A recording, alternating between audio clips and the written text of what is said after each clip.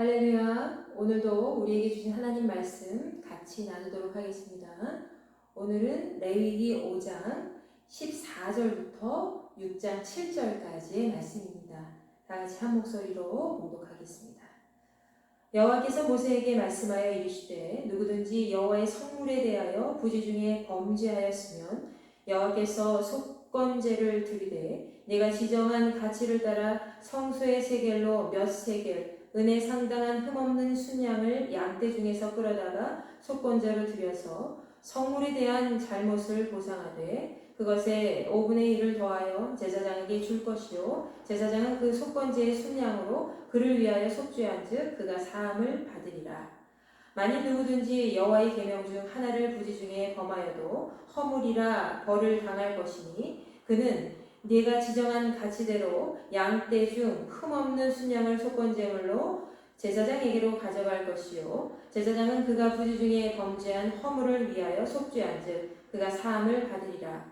이는 속건제니 그가 여호와 앞에 참으로 잘못을 저질렀음이니라.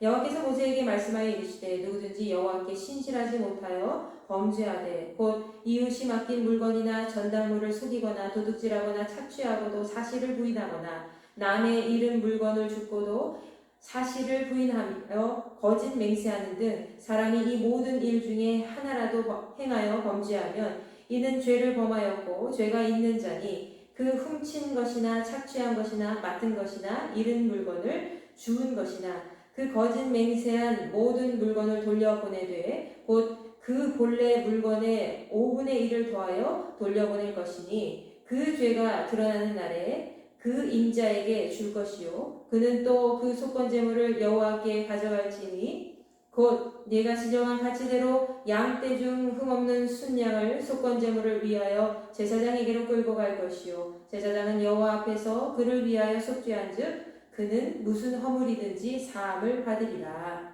아멘. 자, 여러분, 오늘 드디어 속건제의 제사의 규례에 대해서 나누게 되었습니다. 자, 우리가 맨 처음에 레위기 1장부터 시작해서 제사의 종류를 계속 나누고 있는데요. 레위기 1장에서 이제 번제가 있었고 2장에서 소제가 있었고요. 3장에서 화목제가 있었죠. 그리고 4장에서 또 5장 이제 초반까지 속죄제에 대한 규례가 있었습니다. 다 생각나시죠? 자, 오늘은 마지막 제사의 종류예요. 바로 속건제입니다. 속건제는 경제적인 손실에 대해서 내가 죄를 범했을 때에 하나님이라던가 이웃에게 죄를 범했을 때에 그것에 대한 범죄한 것에 대해서 속건 제사를 드리는 그런 제사입니다. 자, 여러분 오늘 말씀 중에서 두 가지로 나눌 수가 있는데요. 먼저 레위기 5장 14절부터 19절까지의 말씀에서는 하나님과 관계된 속건제의 제물에 대해서 이야기를 하고 있어요.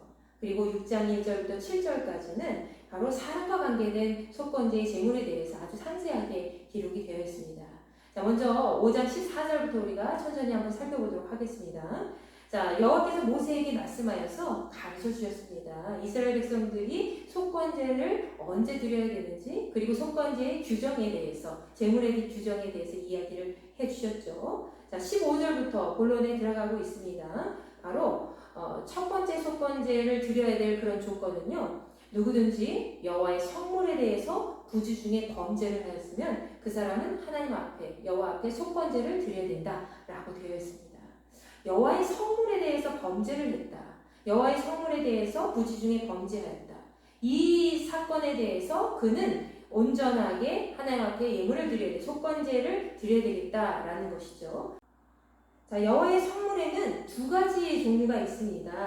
자, 하나는 성소의 비품에 해당되는 것이 있고요. 또 다른 하나는 성소에 바친 어떤 봉헌물에 대한 예물에 대한 부분이 있다는 거죠. 근데 성소의 비품, 성구 같은 거 있잖아요. 제사를 드릴 때 또 번제단이나 또 여러 가지 성구 기구들이 있잖아요. 거기를 함부로 만지게 되면은 그 사람은 즉사하게 되어 있습니다. 잘못되게 화를 당하게 되어 있기 때문에 여기서 말씀하는 거는요. 어떤 사람이 누구든지 사람들이 하나님 앞에 성소에 와서 하나님 앞에 예물을 드렸을 때 거기에 대해서 범죄를 한 경우를 의미한다는 것이죠. 자, 부지 중에 이 성물에 대해서 하나님의 것이잖아요, 성물은. 근데 이 성물에 대해서 그 중에 범죄를 하였으면 하나님 앞에 속건제를 드려야 되는데 그 속건제의 제물은요 바로 성소의 세겔로, 성소에서는 세겔로 그 예물을 따졌습니다. 그 1세겔은 바로 12g이라고 하지요. 이 세겔로 따졌을 때에 그 은혜에 상당히 흠없는 순양을 이제 끌어다가 속건제로 드려야 된다라고 되어 있어요. 15절 말씀에. 그러면서 그는 성물에 대해서 본인이 범죄한 것을 이제 순양, 흠없는 순양을 하나님 앞에 제물로 바침으로써 사함을 받을 수가 있었는데 거기서 끝나는 것이 아니에요. 뭐가 있냐면 16절 말씀 보세요. 바로 성물에 대해서 잘못을 보상해야 된다는 거예요. 바로 여기 속건제에 특별한 의미가 있습니다. 다른 제사들은요 하나님 앞에 그냥 제물을 바쳐서 짐승이든지 아니면 곡식이든지 제물을 바쳐서 그냥 하나님 앞에 죄사함을 받으면 돼요. 근데 속건제는 특별히 하나님이나 사람에게 보상을 해야 된다는 거예요. 그래서 여기서 말씀하고 있는 하나님과의 관계 속에서 성물에 대한 범죄를 저지른 사람은 흠없는 순양을 은세겔을 맞춰서 성소에서 따지는 그 세겔을 따라서 이제 제물로 바치되 거기서 끝나는 것이 아니라 성물에 대한 보상을 따로 해야 된다는 거예요. 자신이 어떤 이런 경우가 있어요. 본인이 하나님 앞에 10의 1조를 완전히 온전하게 드려야 되는데 다 내지 않고 이거는 내가 좀 챙겨서 좀 쓰고 나머지 조금만 하나님 앞에 이제 10의 1조라고 하면서 드려야 되겠다라고 했을 경우에 그 사람은 범죄가 된다는 거죠. 그것을 깨달았을 때 이거 하나님 앞에 온전히 드려야 되는데 온전히 드리지 못했어요. 그럼 그것을 자기가 알았어요. 내가 하나님 앞에 10분의 1을 드려야 되는데 10분의 1을 드리지 못하고 뭔가 20분의 1을 드린다던가 그렇게 작게 쪼개서 본인이 그렇게 됐으면 그것은 하나님 앞에 범죄가 된다는 것이죠. 온전한 예물을 드리지 못했기 때문에. 그래서 하나님께서는 거기에다가 본인이 드려야 되는 그런 예물에다가 특별히 플러스 5분의 1을 더해서 제사장에게 줘야 된다고 했어요. 그럼 그 제사장은 그것을 가지고 속건제의 순양을 위해 순양으로 속건을 하는 속죄를 하고 그 다음에 그를 죄사함을 받도록 제사를 드려야 된다는 것이죠. 여러분 이게 굉장히 중요한 부분이에요. 우리는 삶 속에서 하나님을 속일 수는 없죠. 요셉이라는 사람이 범죄 현장에 노출이 되어 있었잖아요. 사실은 그 사람이 보디발 아내가 유혹을 했을 때에 사실 넘어갈 수도 있었거든요. 그런데도 불구하고 이 요셉은 하나님이 보시기 때문에 하나님이 아시기 때문에 자기 범죄하지 않는다고 그랬잖아요. 요셉과 같이 우리도 항상 하나님께서 우리의 삶을 지켜보신다는 그런 생각을 가지고 살아야 된다는 것이죠. 우리가 교회에 왔을 때에 거의 거룩한 모습으로 앉아있는 것만 중요한 것이 아니라 내 중심을 하나님이 지금 알고 계시기 때문에 하나님 앞에 드리는 예물까지도 진실한 마음을 담아서 온전하게 드려야 된다는 거예요. 어떤 분들은 내가 이만큼 이제 소득을 얻었어요.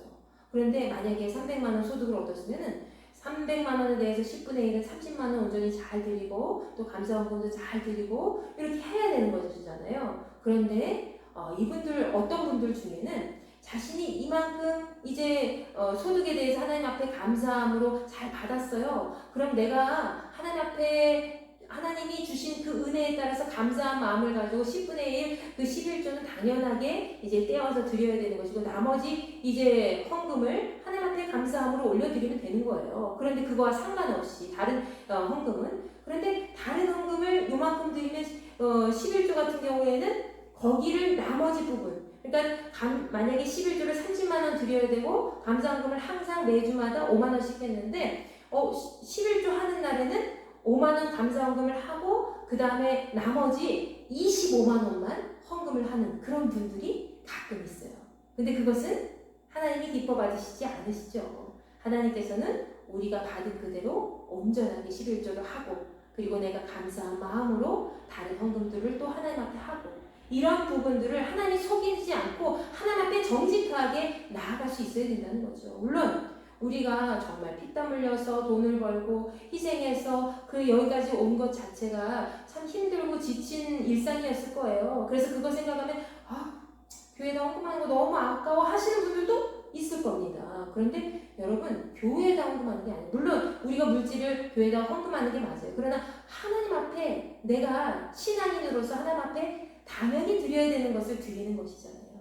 그러니까 어릴 때부터 그런 헌금 훈련이라든가 일상생활 신앙 훈련을 잘 하는 게 중요하죠. 그렇지 않으면 우리가 살면서 내가 나중에 하나님을 만난 사람은 조금 이런 헌금 부분에 대해서 굉장히 불편하게 될 수도 있고 간혹가다는 내 자신을 속이고 하나님이 나를 보시지 않는다고 생각을 하면서 사람의 눈만을 의식하면서 예물을 드리는 삶을 살아갈 때가 많이 있다는 거죠. 그러나 그것은 하나님 기뻐하시지 않는다는 것을 의미하고 있습니다.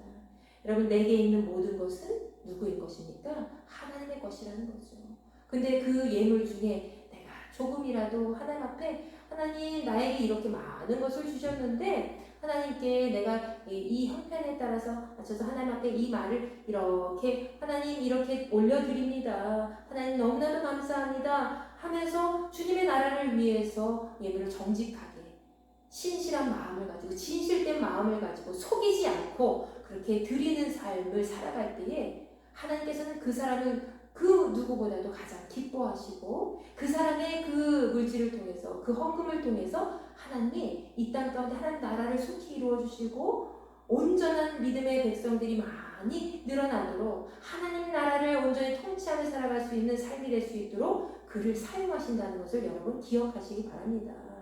자, 이스라엘 중에서도 이렇게 성물에 대해서 범죄한 사람이 있었어요. 그 사람은 하나님 앞에 부지 중에 범죄한 것을 깨달았을 때 내가 속건제를 드려야 되겠구나 하고 제사장을 찾아와서 속건제의 제물 바로 흠없는 순양을 드리고요. 그거 외에도 특별히 내가 하나님 앞에 속여서 내가 내 삶의 일부를 감추면서 하나님께 온전한 예물을 드리지 못했습니다 해서 그 예물 위에다가 5분의 1을 더해서 제사장에게 같이 드려야 된다는 것이죠. 그랬을 때에 그 예물을 하나님께서 기쁘게 받으신다는 거예요. 자, 그리고 17절부터 19절까지 역시 하나님과의 관계 속에서 그 관계를 어겼을 때에 속건제의 제사를 드려야 된다고 했는데 특별히 19절부터 17절부터 19절까지의 말씀에서는 여호와의 계명을 어겼을 때에 범죄한 사람이 속건제를 드려야 된다고 되어 있어요. 여호와의 계명. 자, 여호와의 계명 17절 말씀 보세요. 누구든지 여호와의 계명 중 하나를 부지 중에 범하여도 허물이라 벌을 당할 것이니 라고 되어 있습니다. 그래서 그 사람도 역시 마찬가지로 흠없는 순양을 속건제로 바쳐야 된다라고 되어 있어요. 그리고 제사장은 그를 위해서 제사를 드려주고요. 그리고 그의 허물을 위해서 속죄한즉 그가 사함을 받으리라 라고 기록되어 있죠. 18절에. 그리고 마지막에 이것은 속건제니 그가 여호와 앞에 참으로 잘못을 저질렀음이기 때문이다 라고 되어 있어요. 참으로 잘못을 저질렀다. 자, 이 얘기가 바로 무엇입니까? 하나님께서 우리에게 말씀하신 거 명령 하나라도 하나님 말씀 한 구절이라도 우리가 지키지 않고 그냥 그를 범하여서 내가 그냥 내 마음대로 하나님 말씀을 해석하고 내 마음대로 온전히 지키지 못하고 말씀 한 구절이라도 내 삶 속에 온전히 적용시키지 못하는 삶을 살아간다면 그것 자체가 바로 범죄라는 것이죠. 그래서 그 사람은 그 계명을 어긴 죄 때문에 속건제를 드려야 된다라고 되어 있습니다. 여러분, 이것을 보면은 참 하나님께서 우리에게 하나님과의 관계를 얼마나 철저하게 하나님 말씀을 통해서 유지해야 하는지 우리에게 알려주고 계시는 것을 알 수가 있죠. 자, 하나님의 계명은 나의 생명처럼 여겨야 된다는 겁니다. 근데 우리가 삶 속에서 어디 그러나요? 우리가 하나님 말씀 이웃을 용서해라, 또 거짓 증거하지 말아라, 또 이웃의 물건을 탐하지 말라, 그런 것들 여러분 다 지키고 계세요? 물론 실제적으로 우리가 물건에 손대지 아니하고 또 실제적으로 물론 해를 입히지 않은 그렇게 할 수는 있어요. 그러나 마음으로는 어떠세요? 마음으로는 그렇지 않잖아요. 저 물건 갖고 싶다. 저 사람이 내 사람이었으면. 그리고 그렇게 생각할 수도 있고요. 그리고 때로는 이것까지는 내가 지키겠어. 그러면서 어떤 경우에는 길바닥에다가 쓰레기를 버린다든지 누가 아무도 보는 사람 없으니까는 교통법규를 어긴다든지 그런 것들이 많이 있잖아요. 하나님께서는 우리에게 이웃에게 손해를 입히지 말고 네 이웃의 물건 탐내지 말고 그리고 하나님의 안식일을 기억하여 거룩하게 지키고 여러 가지 계명들이 있었잖아요. 11조 외에도 하나님께서 우리에게 말씀하신 그런 계명들이 있습니다. 네 이웃을 내 몸과 같이 사랑하라 이런 계명들이 있잖아요. 용서해라 이런 것들이 있잖아요. 근데 그거 하나까지라도 우리가 실수할지언정 그것을 실수라고 여겨도 그것을 어겼을 경우에는 하나님 앞에 범죄한 것이 된다는 거예요. 그래서 그것은 큰 죄가 되기 때문에 하나님 앞에 속건제의 제물을 드려야 된다라고 되어 있습니다. 이것이 얼마나 굉장히 무서운 일입니까? 우리가 말씀 하나라도 온전히 지켰을 때 그것은 하나님과 나의 관계를 더 가깝게 하나님의 영과 나의 영이 하나가 되어서 우리의 삶을 더 진리 가운데 살아갈 수 있도록 인도한다는 거죠. 그러나 그렇지 못한 삶을 살아갔을 경우에는 아주 작은 거 하나라도 하나님이 기뻐하시지 않는다는 거죠. 그래서 그것을 용서받기 위해서 우리는 늘 하나님 앞에 회개를 해야 된다는 것을 알 수가 있습니다. 자, 그리고 마지막 6장 1절부터 7절까지의 말씀이죠. 여기서는 특별히 사람과의 관계 때문에 그것을 어겼을 때 속건제물을 드려야 된다라고 되어 있어요. 사람과의 관계. 자, 어떤 것이 있을까요? 이웃의 재산에 손해를 입혔을 경우예요. 이웃에게 경제적 손실을 입히고 이웃에게 해를 입혔을 경우에 재산상의 손해를 입혔을 경우에 그 이웃에게 찾아가서 그 물건을 돌려줄 뿐만이 아니라 거기에 5분의 1을 더하라라고 되어 있어요. 본인이 이 물건을 만약에 훔쳤다면 그리고 그 물건을 착취했다면 강탈했다면 그리고 내가 여기서 보면은 그 3절 말씀에 보면 남이 잃어버린 물건 중에도 그것을 줍고도 내가 그냥 주웠어요. 사실 죽은 것 자체가 범죄는 아니에요. 그런데 죽고도 그것을 주었으면은 물건을 다시 돌려줘야 되잖아요. 그렇게 하지 아니하고 그것을 거짓말로 속이면서 죽지 않은 것처럼 행동하면서 모른 척하고 자기가 슬리슬쩍 하는 거죠. 그렇게 훔친 것이 되고 다른 물건을 강탈하는 것이 되면 그 물건을 잃어버린 사람에게 범죄한 것이기 때문에 그 사람은 속건제를 드려야 되는 것이고요. 여기서 마찬가지로 속건제의 제물도 흠없는 순양이 되겠죠. 그리고 거기 외에 특별히 자기가 물건 훔친 것을 알았어요. 자기가 그 물건을 주웠는데 그 주인이 누군지 알아요. 그럼 어떻게 해야 되죠? 자기 그것을 깨달은 즉시 그 사람한테 물건을 돌려주면서 5분의 1에 해당되는 그런 제물을 같이 그들에게 줘야 된다라고 말씀하고 있습니다. 여러분, 땅에서 매이면 하늘에서도 매이고 땅에서 풀면 하늘에서도 풀린다고 되어 있죠. 우리가 일상생활 속에서 너무나도 가볍게 여겨지는 그런 범죄들이 우리 생활 속에서는 너무나도 많이 있습니다. 내 이웃에게 정말 작은 것 하나라도 속이거나 아니면 착취하거나 또 물건을 빼앗거나 아니면 스리슬쩍 훔치거나 그런 모든 것들이 사실은 우리가 나는 그러지 않아요. 그런 사람이 요즘에 어디 있어요? 도둑이나 강도가 그렇게 하죠. 그렇죠. 맞아요. 그런 사람들은 사기를 치는 사람이나 아니면 경제사고뿐만이 아니라 이웃에게 정말 악한 일을 행해서 그 사람이 너무나도 힘들게 마음의 고통을 당하게 한다든지 아니면 재산상의 손해를 입힌다든지 하면 그 사람에게 우리는 갑절로 더 보상을 해줘야 될 의무가 있다는 것이죠. 그러나 하나님께서는 거기에 5분의 1만 조금 더해서 그에게 돌려주고 그를 위해서 여러분이 범죄한 것이 있다면은 그 범죄를 온전하게 하나님 앞에 이제 회개를 해야 된다는 것을 얘기를 해주고 있죠. 다른 사람들을 속이거나 아니면 착취하거나 도둑질하거나 거짓 맹세하거나 강탈하는 것들 이 모든 것들이 이웃에게 손해를 입히는 것입니다. 그리고 이웃을 아프게 하는 것이죠. 마음을 아프게 하는 것이죠. 이웃에게 특별히 해를 입히거나 재산상의 손해를 입힌 그런 모든 사람들은요 자신이 그 범죄한 것에 대해서 아무리 작은 거 하나라도 정말로 땅에서 푸는 역사를 계속 해야 된다는 거죠. 땅에서 풀면 하늘에서도 풀리거든요. 여러분이 먼저 죄를 고백하고 그 이웃과의 관계 속에서 온전한 관계를 위해서 여러분이 잘못한 것이 있다면 용서를 구하는 것이 먼저입니다. 그런 다음에 하나님 앞에 온전히 회개하는 거예요. 그러면 그 사람은 일상생활 속에서 정말 사실은 그 작은 거 하나라도 범죄를 했지만 그것을 하나님이 기쁘게 받아주시고 온전하게 용서를 해 주신다는 것이죠. 자, 오늘은 속건제에 대해서 같이 말씀을 나누었습니다. 여러분, 속건제는 보상의 개념이 조금 많이 들어가 있습니다. 경제적인 보상을 스스로 함으로써 본인이 재물을 바칠 뿐만이 아니라 그 부분에 대해서 본인이 잘못한 부분에 대해서 경제적 보상을 확실히 함으로써 온전히 하나님 앞에 그리고 이웃에게 나아가야 되는 그런 통로가 된다는 것이죠. 오늘 속건제를 통해서 혹시 여러분이 그 주변의 이웃이나 아니면 다른 가까운 사람들에게 정말로 내가 손해를 입히거나 또 그들의 마음을 상하게 하거나 또 아프게 한 적은 없는지 한번 뒤돌아보시고, 또 하나님 앞에 내가 헌금을 드리거나 아니면 예배를 드릴 때 하나님을 혹시 속인 적은 없는지 한번 생각해 보시면서, 만약 그런 부분이 작은 거 하나라도 있다면 오늘 하루 정말 하나님 앞에 진실한 마음으로 온전하게 회개하시고, 그리고 여러분의 이웃과 여러분의 가까운 가족이나 친정이나 친구에게 다가가 먼저 손 내밀면서 내가 그때는 이랬어 미안해 라고 용서를 구하면서 하나님 앞에 진실한 마음으로 나아가시는 여러분과 제가 되기를 간절히 축원합니다. 기도하겠습니다. 전능하신 아버지 하나님, 감사합니다. 하나님의 사랑하는 백성들이 오늘 하루도 하나님 앞에 나왔습니다.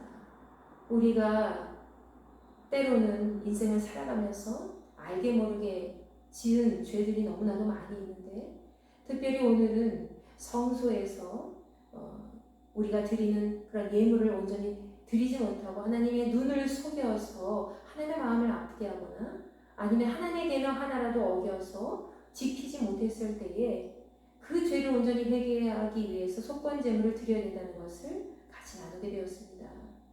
그리고 이웃에게 내가 막중한 손해를 입히거나 그들의 마음을 아프게 하는 것에 대해서 범죄한 것이 있다면 그 범죄한 것을 온전히 용서를 받고 그들에게 온전히 보상하고 또 속건제물을 드려야 된다는 것을 같이 배우게 되었습니다. 하나님 구약시대에도 이렇게 하나님 말씀 하나라도 잘 지키기 위해서 그들이 속건제사를 통해 하나님과 더 가까이 나아갔는데, 하나님 우리가 하나님의 전에 나오면서 속이는 것은 없는지, 그리고 우리의 이웃에게 정말 잘못 범한 것은 없는지 다시 한번 기억하게 하시고 늘 하나님의 뜻을 온전히 이루며 하나님과 함께 동행함을 멈추지 않는 귀하고 복된 백성들이 될 수 있도록 허락하여 주시옵소서. 혹시라도 아나니아와 삽비라와 같은 그런 마음을 품고 욕심을 부리고 하나님 앞에 드려야 될 부분에 대해서 온전히 드리지 못한 그런 자녀들이 있다면 이 시간 깨닫게 하시고, 또 이웃에게 정말로 속이면서 내가 알고 있음에도 불구하고 제대로 고백하지 못하고 잃어버린 물건이라도 주어서 내 것으로 차지하면서 그들에게 돌려주지 못한 사람이 있다면 깨닫게 하시고 이웃에게 충분히 보상하며 그들의 마음을 어루만지며 이제 용서를 구할 수 있는 자들이 될 수 있도록 허락하여 주시옵소서. 우리의 삶은 하나님의 것인 줄 믿습니다. 우리의 이웃도 하나님의 것인 줄 믿습니다. 하나님, 우리의 삶 전체를 기쁘게 받아주셨음을 감사합니다. 하나님의 은혜에 날마다 감사하며 믿음 안에서 날마다 진실함으로 나아갈 수 있는 우리 모두가 될 수 있도록 붙잡아 주시옵소서. 감사드리며 살아계신 우리 주 예수 그리스도의 이름으로 간절히 기도하옵나이다. 아멘.